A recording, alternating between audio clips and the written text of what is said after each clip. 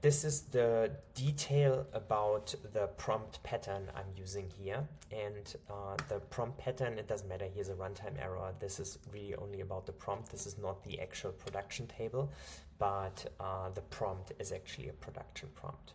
So again, I want to really stress how important it is to know that I don't see there is a one solution for everything approach.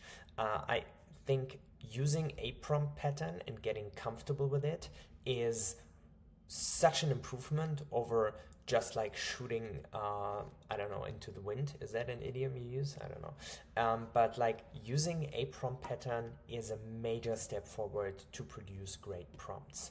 Something I have gotten to like is starting with this, I don't know, meta instruction, which is right in the beginning. Take your time to do this, read the whole prompt first, and then do this step by step. Do as much work as necessary. Do not stop before you reach 95% confidence. To my understanding, is the 95% confidence actually something that's, I'm not sure if it's Clay specific, but it actually outputs the confidence in the result, which is actually is not Clay specific. Clay will probably get this from the LLM, and this speaks to that measure. Something that I've had good experience with when I tested a few prompts side by side is do as much work as necessary. That seems to help that the model takes more time, does more compute on what you want to do, and also the do your work step by step has, for me, proven to be actually a major element to better results. That also means you do have to have step-by-step instructions in the prompt. So the meta prompt is this, and I don't even know if this is called a meta prompt, I just call it this way, and then role. You are an expert in architecture and architectural design. I actually fold in examples in this. There are prompt patterns that call examples out specifically or separately. I like to fold it in.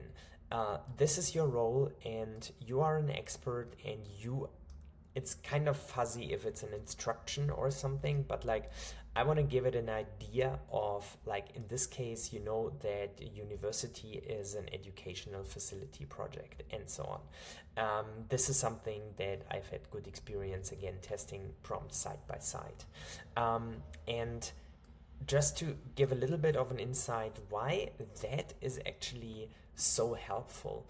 The way I understand it is mathematically, there is billions and trillions of numbers behind all of this, right? And those numbers represent meaning. So this sentence is translated into numbers and into a specific dimension, into a specific set of the LLM world knowledge. And this pulls it already down to, oh, this is about architecture and architectural design. Everything that I will read and have to do will have to do with this space, because there are concepts that can be used in a completely different area of the world or of knowledge, and this restricts it to understand, oh, okay, so the meanings I'm looking for are in the space of architecture and architectural design. This is a layman's version. I wouldn't know any more about the mathematics behind it, but the comparison to how we perceive the world would be when somebody walks up to you and gives you zero context and just starts on babbling. You're like, everybody knows this. You're like, whoa, whoa, whoa, who are you? What are you talking about? What do you want from me? Get out of my face. I think it's kind of a good equivalent for that, and I would always think about it in those terms. It's the context. The role gives the context and makes the possible solutions to what we are asking so much smaller, and with this, so much deeper and better. Hope this helps. Instructions. The instructions are, you probably could also call it task. I like to call it instructions. Your task is to find all types of projects the company has on their portfolio and design and assign defined subcategories found in the list provided under subcategories. Here I also add the data without going like too much into the specific prompt, but like I don't want AI to return one of 5,000 ways architects can talk about their projects. I have defined about 100 different types of projects, and I want the AI to make a judgment to categorize what it finds into these categories. I know this is a lot, but bear with me.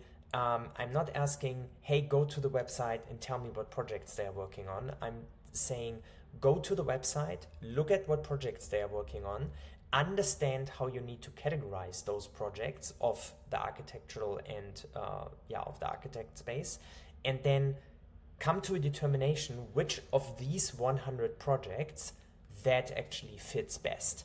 That makes the whole output you get from here very deterministic, because it has to be one of these 100 categories, which downstream is a much better data set to work on than like, okay, so this can be anything. This is why the data is part of the instructions. So recapping so far, meta prompt, the role you're an expert in, instructions, do this, and then the instructions, and again, I'm saying follow these steps. I'm saying above, follow the steps, and then I explicitly say follow these steps. Step 1, perform this exact Google search. I'm a big fan of doing the Google search separately, because keeping a prompt neat is always a good idea, but Clagent Neon is really, really good. So actually I'm experimenting with folding this in here and to give it this exact Google search. Haven't fully finished my experimentation with that, but for the moment I'm running with it. Then you must do this. You must do this search.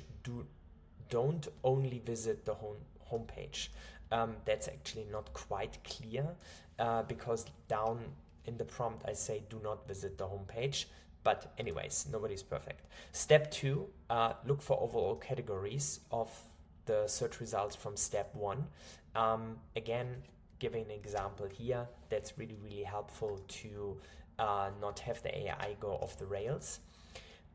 Look at the projects and categorize them. And then step 3, map the results from step 2 to the types of projects I provide in the subcategories. Again, this is this train of thought that I gave you.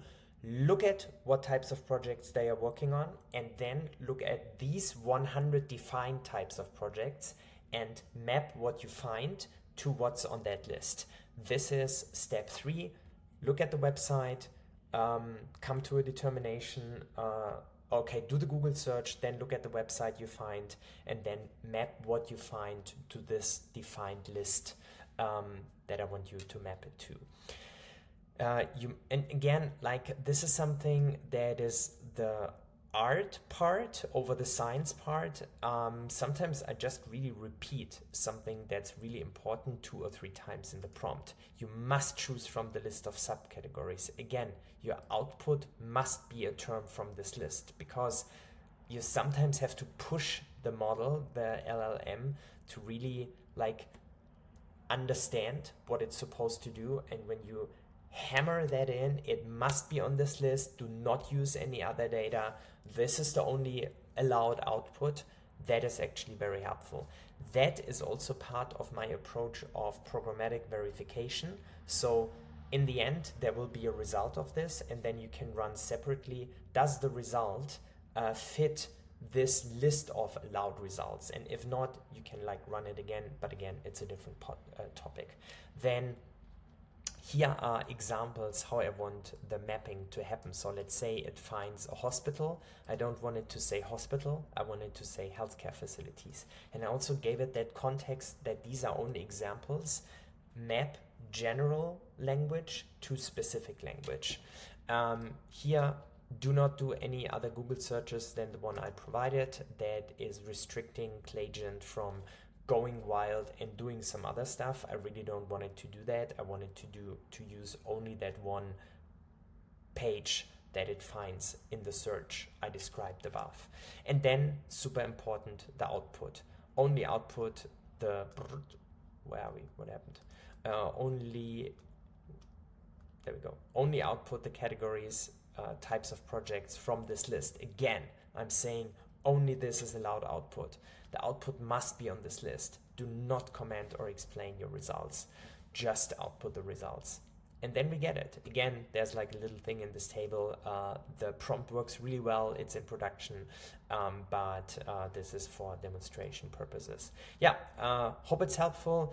There's a lot more with Clegent Neon, for example, how you can map different types of results neatly out, but that is again something for a different video. At the moment, I hope this was a little bit of a helpful deep dive into my approach to prompting.